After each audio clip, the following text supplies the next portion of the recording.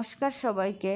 কেমন আছেন সবাই? আশা করি ভালো আছেন, আমিও ভালো আছি। আপনাদেরকে বঙ্গ কুকিংয়ে স্বাগতম। আমি আজকে রান্না করব নিরামিষ পাতাকপির ঘন্ট।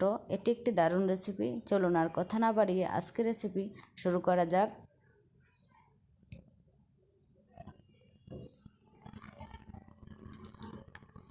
আমি এখানে একটা পাতাকপির অর্ধেক ভালোভাবে কুচিয়ে ধুয়ে নিয়েছি। পাতাকপির ঘন্ট রান্নার জন্য পরিমাণ মতো ধনেপাতা কুচি, মরিচ কেটে নিয়েছি, আদা বেটে নিয়েছি, নারকেল বেটে নিয়েছি, পরিমাণ মতো টমেটো আলু কেটে নিয়েছি।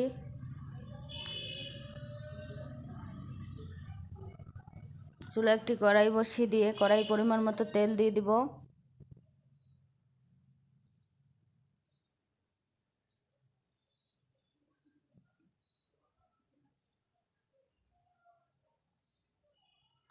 তেল গরম হলে একটা তেজপাতা হাত দিয়ে ছিঁড়ে দিয়ে দিব, একটা শুকনো মরিচ হাত দিয়ে ছিঁড়ে দিয়ে দিব,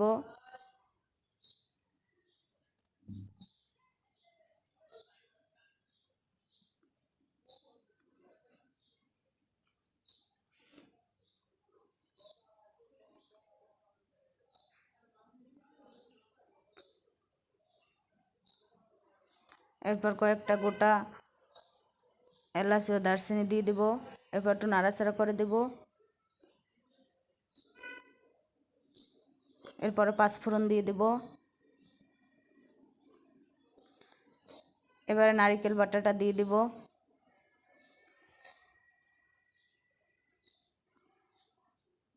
এবার একটু নাড়াচাড়া করে দেব।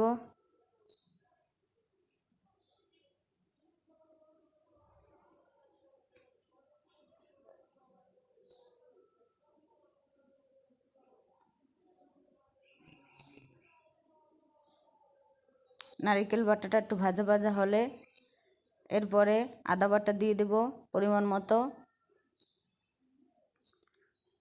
কয়েকটা কাঁচামরিচ দিয়ে দেব,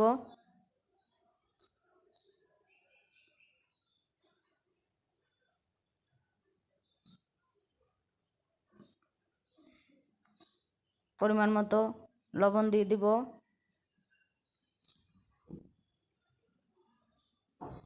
এবার আর একটু নাড়াচাড়া করে দেব।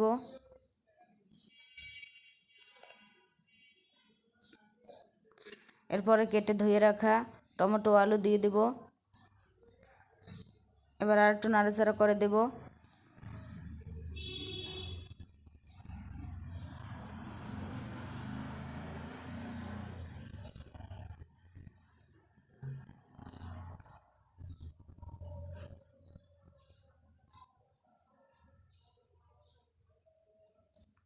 এরপরে পরিমাণ মতো হলুদের গুঁড়ো দিয়ে দেব।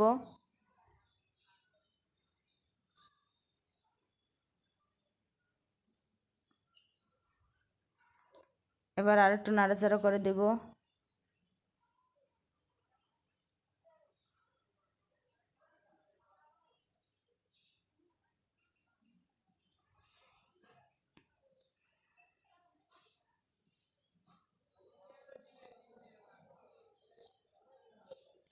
এরপরে জিরের গুঁড়ো দিয়ে দিব।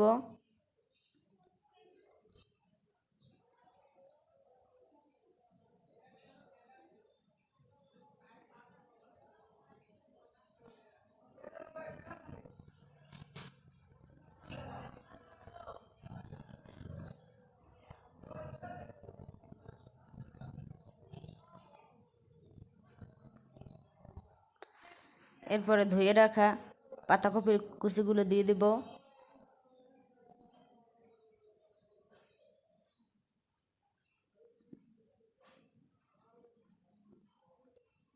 এবার উল্টে পাল্টে নাড়াচাড়া করে দিয়ে দেব।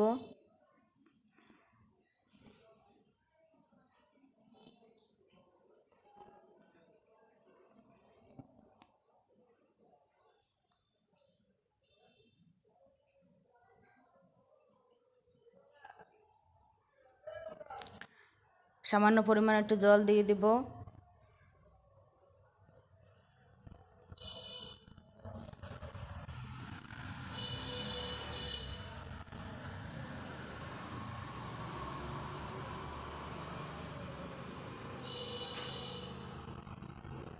এরপর প্রায় 10 মিনিটের জন্য ঢাকা দিয়ে দেব।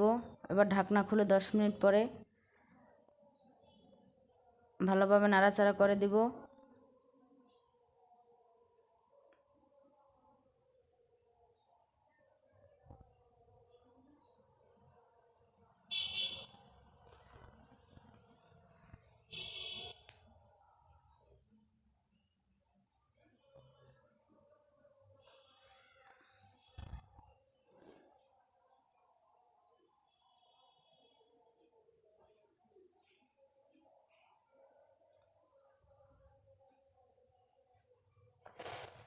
এরপরে খুন্তির সাহায্যে আলুগুলো ভালোভাবে থেতো করে দেব পাতাকপির সাথে।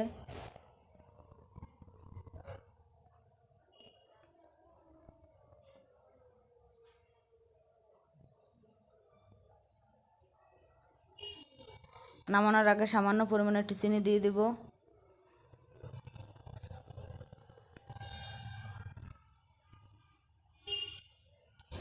এরপরে পরিমাণ মতো ধনেপাতা কুচি দিয়ে দিব।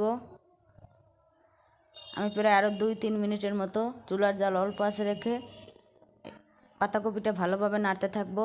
যখন জল শুকিয়ে আসবে তখন নামিয়ে নেব।